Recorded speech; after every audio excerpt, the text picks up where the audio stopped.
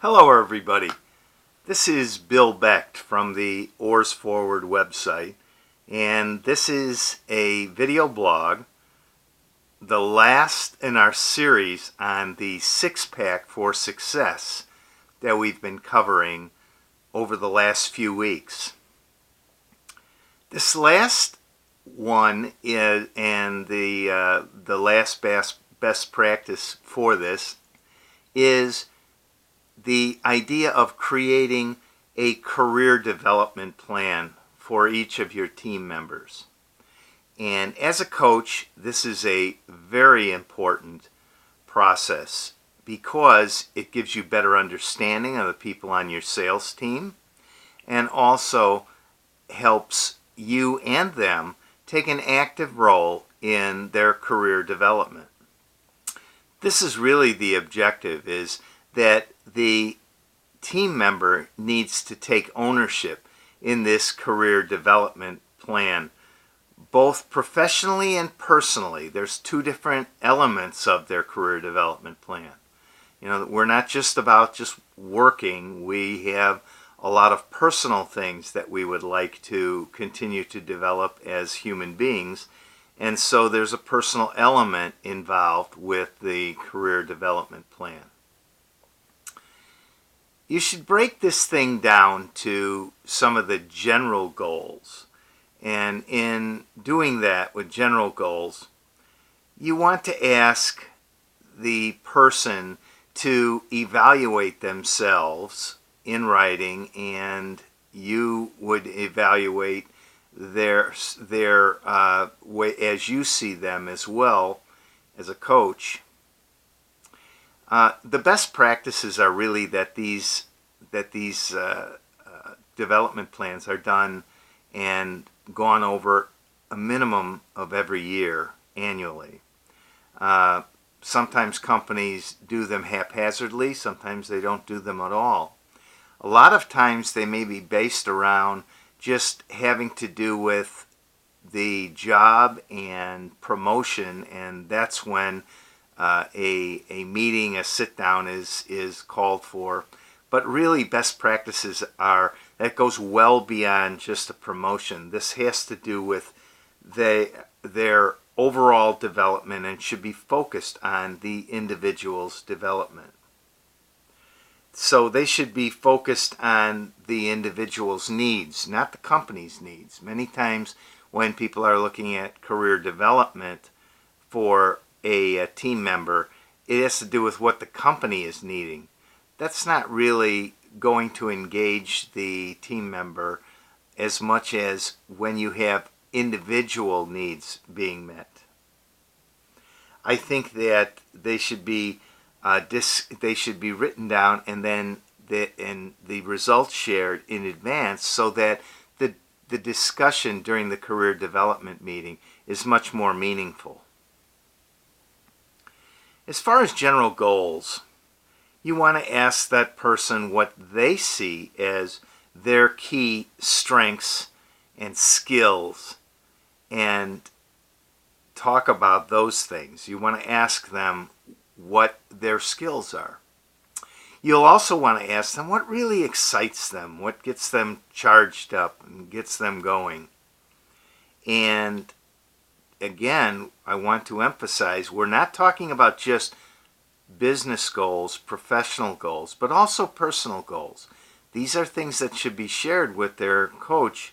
It will help tremendously in being able to keep them motivated. They'll get more passionate about things because this is something that they want to do. And so it should contain both personal and professional goals. What are they? How do they see themselves progressing in that? And then one basic question is, what really motivates you to do what you do? The things that you do. What is your motivation? And what keeps you really charged moving forward? What gets you through some of the tough times that we have in our careers?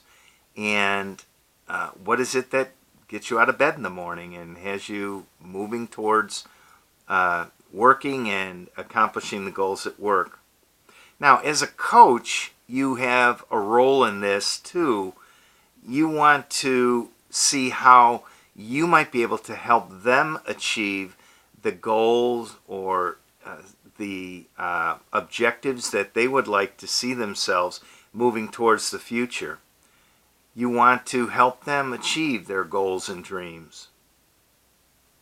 What kind of resources are available within the company and also externally to help your sales team member accomplish these professional and personal goals?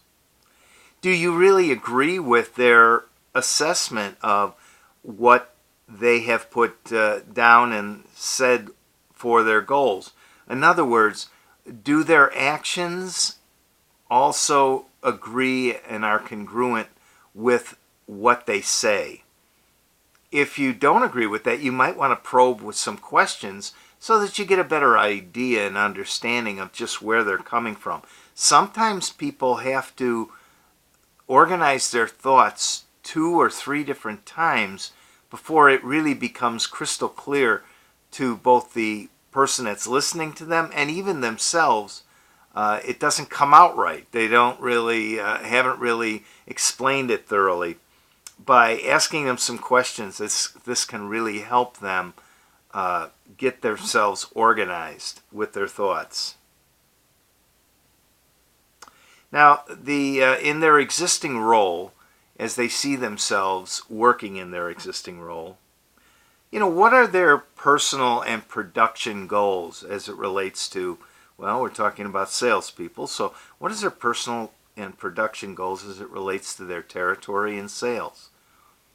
You should ask them what they are looking to do. Many times, objectives, budgets are just handed to somebody and said, here, accomplish this. But really, they have their own personal and professional goals. What are they? This is important to discuss during the career development plan. What obstacles do they see in accomplishing these goals? What can you do as a coach to help them overcome these obstacles that can help them achieve these goals? What skills might they need to help them continue to grow and to reach their personal and professional goals? These skills will be as varied and different as the people that are trying to do them. So you want to ask those questions. The important thing is asking open-ended questions and then listening closely to what is being said, and then sometimes you have a feeling that you want to throw out suggestions. That's not the time to really do that. It's the time to listen, to truly understand what they want, who they are, and what you might be able to do to help them accomplish what is really their goals. You want to ask a question during this time, is there anything else that I can do to help you achieve your goals? Is there anything else that hasn't been talked about? Sometimes things are not stated during a conversation and they sit in the background. By asking this question, you can actually uncover some very important parts of the process, and it really might open up a whole new level of conversation that you have with your team member. And as a coach, you're really kind of responsible for putting that together and asking those questions. Another thing to ask is, in their minds, what does success really mean to them? What does being successful in life mean to them? Being successful in their job mean to them? These are important questions. As they visualize what success means, and if you understand what this visualization is, you can really help them to accomplish this. It gives you a much better glimpse and understanding of the individual. I think that as you go along with this process, you'll get better and better at asking questions, at listening, at being able to truly relate to your people on your team that you're coaching. They will appreciate it greatly. They will feel that they're being heard, that what they think and say matter. And this is the ultimate objective here. So that's it for our 6-pack of success. I hope that you as a coach will utilize all of these best practices done by highly successful sales teams. I hope that you'll continue to grow within your sales coaching position and that your team will continue to evolve. All the parts of the team are important for team success, and you as a coach are somewhat like a conductor or an orchestra conductor in making sure all of those parts are heard and heard effectively. I hope that if you like this information that you'll go to our website, sign up for our newsletter at oarsforward.com. I hope that you'll subscribe to our podcast, the Oars Forward podcast, in which I host. And I hope to be meeting you someday and discussing needs and things going on in your sales team. If I can help you, please reach out and I'd be happy to talk to you about that. Sales coaching is my passion and I really enjoy it. So, until next time, I wish you good coaching and good selling.